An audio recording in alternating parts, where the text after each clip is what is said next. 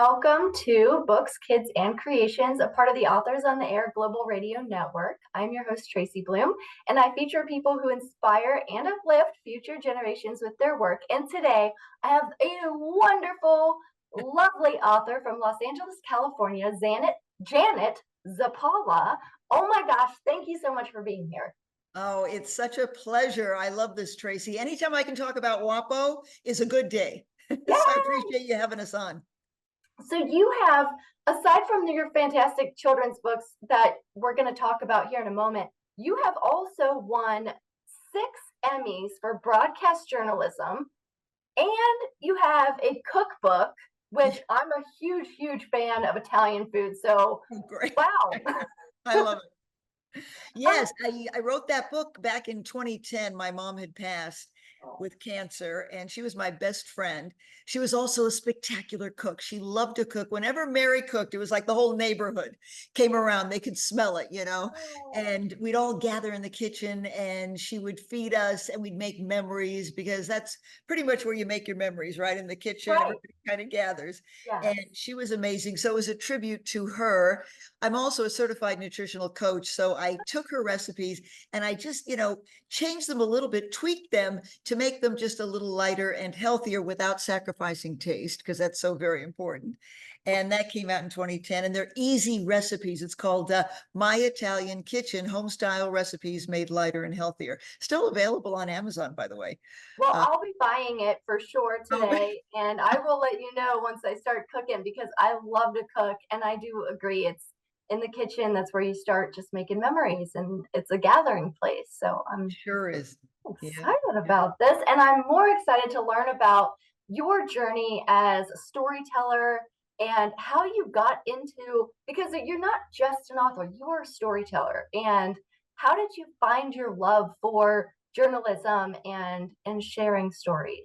Good question. I'll tell you, as a kid, like 12, 13 years old, I would watch news because I was always very curious. I always asked a lot of questions, and I would watch the news. And my mom told me one day, I just said, I want to be like that. And I think it was Barbara Walters who was on the air. I saw a woman. I said, I want to do that. Yeah. And I just pursued it. It was sort of a calling for me. So I became a television news journalist right out of college, which was great, extremely gratifying.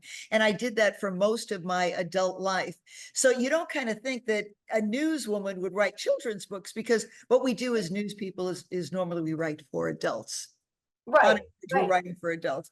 And so I never thought in a million years that I would be a children's author. But then I've always been into animals. Since I was a kid, I love animals. I love saving animals. And I started volunteering at a rescue in the Coachella Valley, which is in the Palm Springs, California area.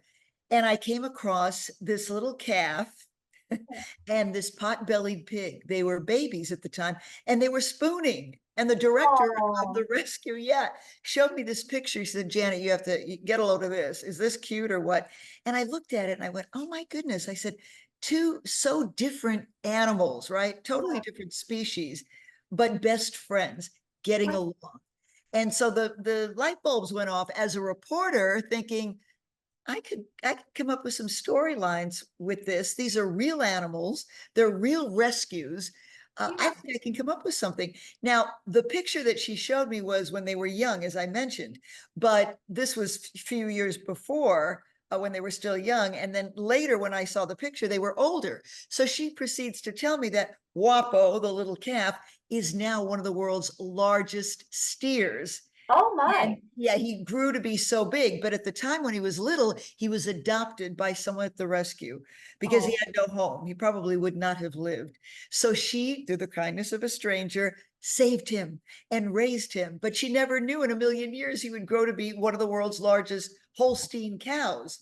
Right. So there's where the story started coming together. I'm thinking, oh my goodness, he's this huge cow. He was adopted. He was saved. He's a rescue. And then, as I say, the story started kind of coming together.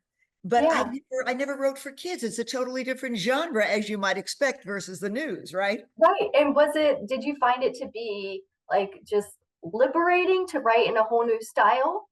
It was liberating. It was also very challenging. Right. So I decided I'm going to start writing these books. And I interviewed the woman, got the whole background on Guapo and why she adopted him and where he went and where he had to move because he outgrew his original home. Yeah. And then I decided, okay, I'm going to write these books, but I don't know how to write for children. I started researching such a different genre, right? It is. So I called one of my closest friends at the world famous San Diego Zoo, who writes, Yeah. right? And she writes for the zoo. She writes real books about all the animals at the zoo, and she's a prolific children's writer. So I called her. I said, Georgianne, I said, I have a great story idea. I think you'd be great writing this. It would be terrific. I wasn't even really thinking about myself. I'm thinking, this is too much, too challenging. She said, Janet, I love the premise because I obviously explained it to her. She said, but I have my plate's full with the zoo and my work here. She said, but I'll tell you what I'll do.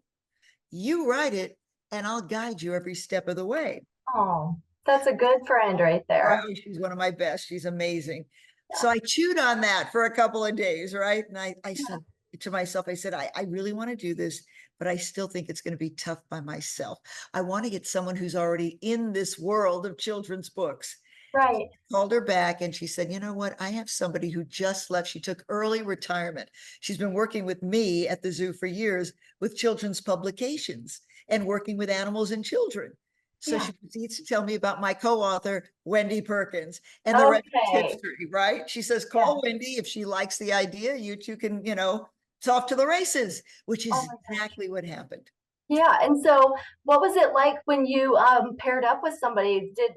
Was it just off to the races and you guys just started cranking out content?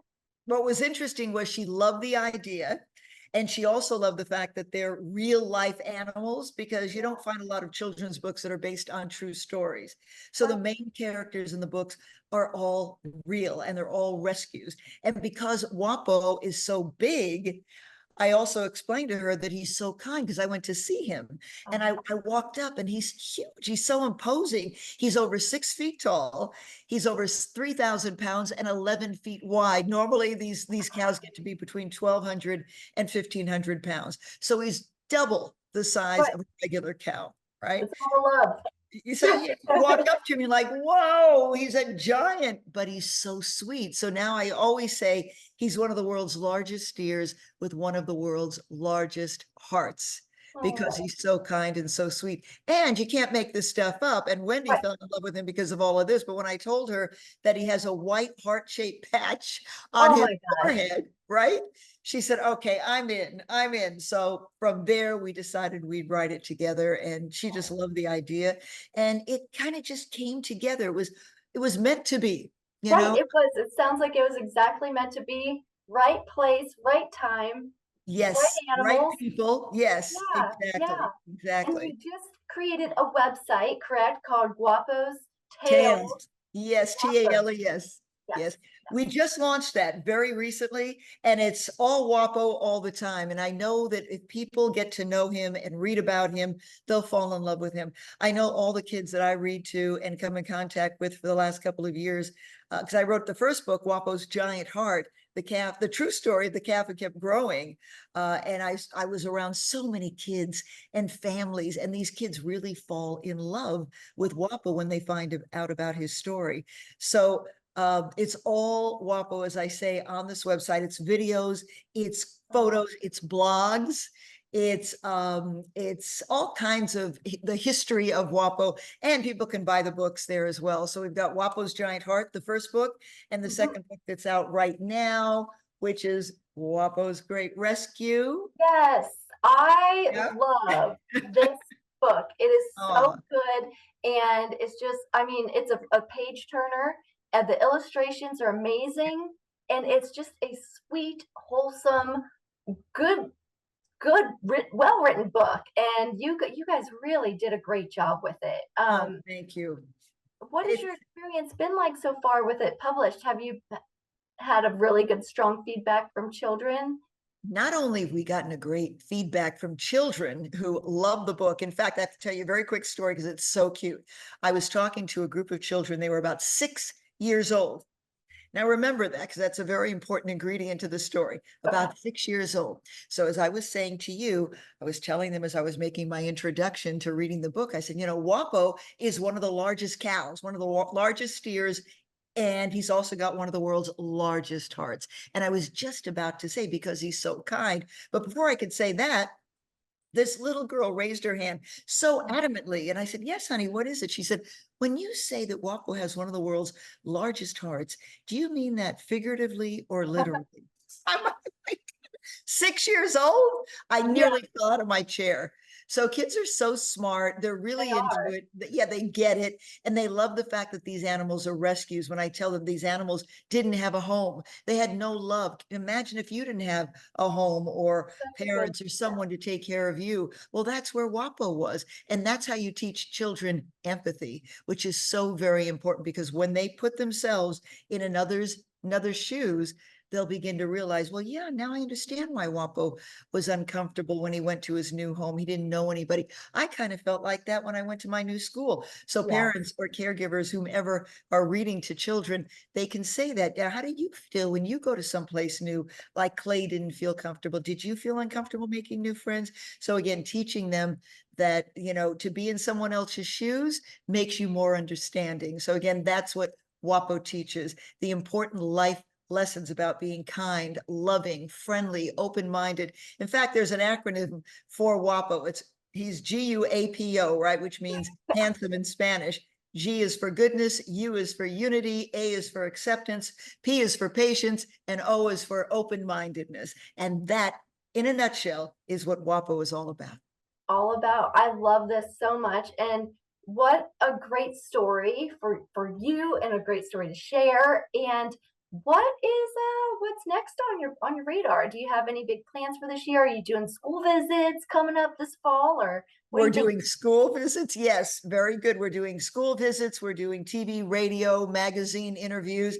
But my big hope when people ask me what's next, yes, of course, I'd love to write more books. Yeah, But my goal, and we all have these lofty goals. We hope to achieve them and we do our best. So we'll see what happens. I want to make Wapo a household name, like Big Bird or Dora or Clifford, because Wapo is our goodwill ambassador. He is a symbol for children that there's hope, there's compassion in the world, there's understanding, there's patience, there's inclusion, there's diversity, and you can't have diversity without inclusion. And yeah, that's why I try to include in my books different animals, different children from all different walks of life in my second book. So it resonates with a lot of different children, because it's all about enjoying our similarities, but also celebrating our differences. And so yes. I'd like to make him a household name and have a TV show featuring Guapo, right? On And PBS or Nickelodeon. yeah, and why not? I mean, and plus with your experience with television and journalism, I mean, it seems like it's just a perfect fit for you. So, I'd say I think it'd be a perfect fit for children all over the globe to know and love Guapo and know what he stands for and learn through him. Because these experiences that children read through these books are the experiences that these rescued animals go through and experience. So yeah. again, and because they're real, the main characters in the books, they're in photos at the back of my book. So you'll see the real Wapo, the real Bambi Yes. the goat, the real donkey Barney. You'll see Bootsy the hen. You'll see all these real animals that exist, Yeah. and kids love, not only kids but adults love these photos. Oh my goodness, yes, he's real. Where can we see him? That That kind of was thing. like the little, I mean, at the end of the book, I went, oh my gosh, yay. And you get to see the little pig and all of that. And I went, that's such a special addition to your Yes, book, is adding that in there. and Mabel Potbelly Pig is at the Yeah. rescue in the Coachella Valley right now, and she's sort of a mascot there for people because she has such a personality. Really friendly. They kind of walk her around the rescue. She goes and visits the horses and the other rescued animals, and she's the mascot there at the rescue. So it's so cute. Can I try something really quickly? I Yes. would just read a little excerpt to give people Yes. an idea of what Guapo does, okay, to make the animals feel more comfortable. While Guapo didn't understand why Clay, the horse, didn't want to be around anyone, he would do his best to make Clay feel more welcome. So you get an idea of what Guapo is all about, because when Clay arrived at the sanctuary, all the other animals looked at him and said, well, why isn't he being social? Why isn't he coming up to us and being part of the group? Again, Right. teaching children to give someone space if they're coming Mhm. into a new environment, to let them kind of feel their way around before you pounce on them, right? Right, And right. make them feel welcome and understand that they're feeling that way. And that's what Wapo did. While he didn't quite understand why he was being so to himself, he gave him the time, he gave him the patience. And Yeah. really, that is understanding, right? In and of itself, that's what understanding is. It just rings so true for a lot of I have little nieces and nephews that are going into new schools this year, or not new schools, but new classes this year. Right. And I said, when you meet new students, everybody's going to be different. Everybody's going to have, a different experience, and they're going to feel a different way. So even if you see someone that might not have a lot of friends or is sitting alone, just say hi. Just go over and say hi. Just bring people together and do what you can to make everybody feel welcome. And they're like, oh, okay. But it's just these lessons that even if you can get one kid doing that, you're just spreading the ripple effect of a more inclusive environment for kids. And these memories when you're that age, I mean, I can remember things from when I was that age. I remember even having whole story ideas come to me when I was that age. And so that age is so crucial, and so well done with all the things that you're doing and teaching. And I'm so excited for this book, and I could totally see it as as a TV series and an animated cartoon. Keeping them Love it. all fingers, everything crossed. But I'll tell you one thing, to inculcate like you're doing with young children, to indoctrinate them at a young age about being kind, it doesn't cost anything Right. to show kindness to someone. And if they see a child who's not in the group, as you say, bring them, come on, Right. and that's a way to stop bullying. Because Yeah. if you teach children at a young age to be kind to others, then if they see someone who's being bullied, they've already got the self-confidence because they're being kind. They make friends more easily, right? And Yeah. kids become more self-confident when they can make friends easily. And then they'll be the one, the leader, to say, hey, there's a child over there that's Right. all by themselves. Bring them in, bring them in. And then that child will be appreciative. And the child who says, bring them in, will feel even better about themselves, especially if an adult points it out and says, what a Yeah. sweet thing to do. How kind. And kindness is not just an act, it's really a reflection of your soul. That's what it's all Sure. about, and if Yeah. we can just keep spreading the kindness, then it's going to be a better world, right? And it all starts when we teach our children well and we let them lead the way, as the song says. Yes. Yes. Yes. Yes. Now, I always ask everybody who comes on, what advice do you have for future generations? And I feel like it's right in tune with what you've created and everything that you stand for. But is there any overarching advice that you would have for the littles? I think for parents, for anyone who's caring for children, it's our responsibility to teach them well, as I mentioned, and to be good examples.